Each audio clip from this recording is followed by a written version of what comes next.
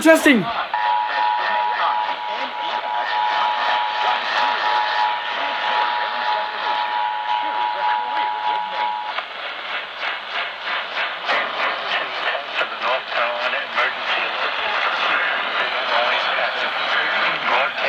Cooperation with local, state, and federal authorities have developed a system to provide the public with important information should the need arise.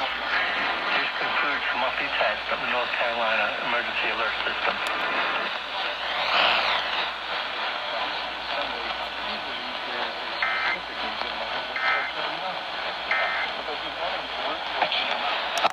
All right, WSJS tested.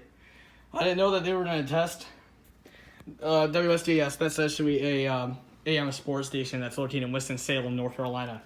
Looks like North Carolina just tested successfully. Woohoo. That's one of my first EAS captures on the AM band. Well, hooray for me. Thanks to my Matt's Digital. And none of them won Night Thunder Buddy 01s. Matt's Digital, where it has the broken screen. Wait, what? Anyway, I'm just gonna get off for now. Well, hooray for North Carolina, I guess. Huh.